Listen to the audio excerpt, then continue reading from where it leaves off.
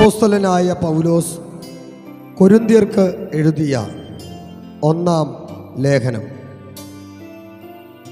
ദൈവ ഇഷ്ടത്താൽ യേശുക്രിസ്തുവിൻ്റെ അപ്പോസ്തലനായി വിളിക്കപ്പെട്ട പൗലോസും സഹോദരനായ സൊസ്തേനസും കൊരിന്തിലുള്ള ദൈവസഭയ്ക്ക്, ക്രിസ്തുവിൽ വിശുദ്ധീകരിക്കപ്പെട്ടവരും അവിടെയും ഇവിടെയും എവിടെയും നമ്മുടെ കർത്താവായ യേശുക്രിസ്തുവിൻ്റെ നാമത്തെ വിളിച്ചപേക്ഷിക്കുന്ന ഏവരോടും കൂടെ വിളിക്കപ്പെട്ട വിശുദ്ധരുമായവർക്ക് തന്നെ എഴുതുന്നത്.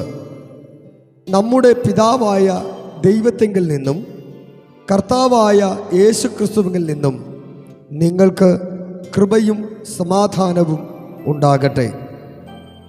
നിങ്ങൾക്ക് ക്രിസ്തുവേശുവിൽ നൽകപ്പെട്ട ദൈവകൃപ നിമിത്തം ഞാൻ എൻ്റെ ദൈവത്തിന് നിങ്ങളെക്കുറിച്ച് എപ്പോഴും സ്തോത്രം ചെയ്യുന്നു.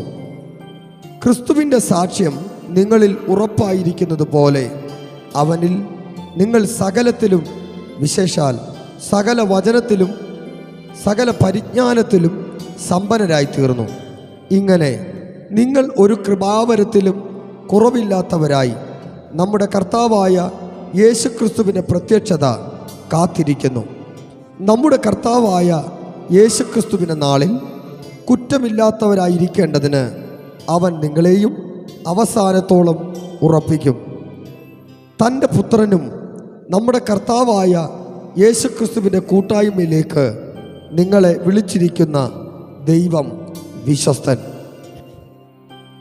സഹോദരന്മാരെ, നിങ്ങൾ എല്ലാവരും ഒന്നു തന്നെ സംസാരിക്കുകയും നിങ്ങളുടെ ഇടയിൽ ഭിന്നത ഭാവിക്കാതെ ഏക മനസ്സിലും ഏക അഭിപ്രായത്തിലും യോജിച്ചിരിക്കുകയും വേണം എന്ന് ഞാൻ നിങ്ങളെ നമ്മുടെ കർത്താവായ യേശുക്രിസ്തുവിൻ്റെ നാമം ചൊല്ലി പ്രബോധിപ്പിക്കുന്നു. സഹോദരന്മാരെ, നിങ്ങളുടെ ഇടയിൽ പിണക്കം ഉണ്ടെന്ന് ക്ലോവയുടെ ആളുകളാൽ എനിക്ക് അറിവ് കിട്ടിയിരിക്കുന്നു. നിങ്ങളിൽ ഓരോരുത്തൻ, ഞാൻ പൗലോസിൻ്റെ പക്ഷക്കാരൻ, ഞാൻ അപ്പല്ലോസിൻ്റെ പക്ഷക്കാരൻ, ഞാൻ കേഫാവിൻ്റെ പക്ഷക്കാരൻ, ഞാൻ ക്രിസ്തുവിൻ്റെ പക്ഷക്കാരൻ എന്നിങ്ങനെ പറയുന്നു പോൽ ക്രിസ്തു വിഭാഗിക്കപ്പെട്ടിരിക്കുന്നുവോ? പൗലോസ് നിങ്ങൾക്ക് വേണ്ടി ക്രൂശിക്കപ്പെട്ടുവോ? അല്ല.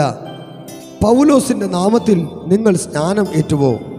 എൻ്റെ നാമത്തിൽ ഞാൻ സ്നാനം കഴിപ്പിച്ചു എന്ന് ആരും പറയാതെ വണ്ണം ക്രിസ്പോസിനെയും ഗായോസിനെയും ഒഴികെ നിങ്ങളിൽ ആരെയും ഞാൻ സ്നാനം കഴിപ്പിക്കായികയാൽ ഞാൻ ദൈവത്തിന് സ്തോത്രം ചെയ്യുന്നു. സ്തേഫാനോസിൻ്റെ ഭവനക്കാരെയും ഞാൻ സ്നാനം കഴിപ്പിച്ചു, അല്ലാതെ മറ്റു വല്ലവരെയും സ്നാനം കഴിപ്പിച്ചുവോ എന്ന് ഞാൻ ഓർക്കുന്നില്ല. സ്നാനം കഴിപ്പിക്കാൻ അല്ല, സുവിശേഷം അറിയിപ്പാൻ അത്രേ ക്രിസ്തു എന്നെ അയച്ചത്. ക്രിസ്തുവിൻ്റെ ക്രൂശ് വ്യർത്ഥമാകാതിരിക്കേണ്ടതിന് വാക്ചാതുര്യത്തോടെ അല്ലതാനും ക്രൂശിൻ്റെ വചനം നശിച്ചു പോകുന്നവർക്ക് പോഷത്വവും രക്ഷിക്കപ്പെടുന്ന നമുക്കോ ദൈവശക്തിയും ആകുന്നു. ജ്ഞാനികളുടെ ജ്ഞാനം ഞാൻ നശിപ്പിക്കുകയും ബുദ്ധിമാന്മാരുടെ ബുദ്ധി ദുർബലമാക്കുകയും ചെയ്യും എന്ന് എഴുതിയിരിക്കുന്നുവല്ലോ. ജ്ഞാനി എവിടെ? ശാസ്ത്രി എവിടെ? ഈ ലോകത്തിലെ താർക്കികൻ എവിടെ? ലോകത്തിൻ്റെ ജ്ഞാനം ദൈവം ഭോഷത്വമാക്കിയില്ലയോ?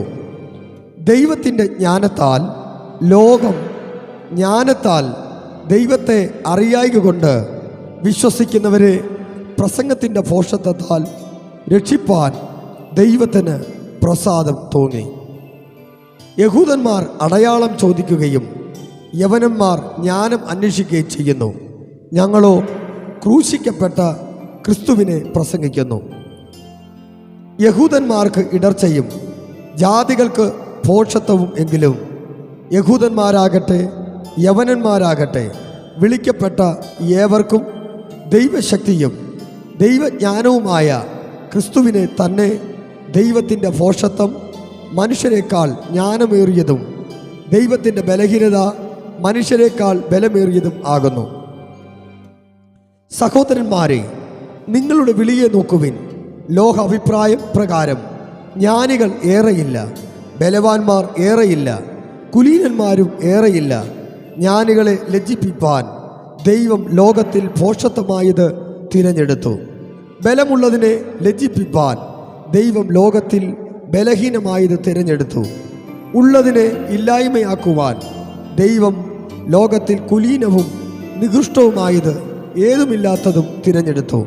ദൈവസന്നിധിയിൽ ഒരു ജഡവും പ്രശംസിക്കാതിരിക്കേണ്ടതിന് തന്നെ. നിങ്ങളോ അവനാൽ ക്രിസ്തുവേശുവിൽ ഇരിക്കുന്നു. അവൻ നമുക്ക് ദൈവത്തിൽ നിന്ന് ജ്ഞാനവും നീതിയും ശുദ്ധീകരണവും വീണ്ടെടുപ്പുമായി തീർന്നു. പ്രശംസിക്കുന്നവൻ കർത്താവിൽ പ്രശംസിക്കട്ടെ എന്നെഴുതിയിരിക്കുന്നത് പോലെ ആകേണ്ടതിന് തന്നെ.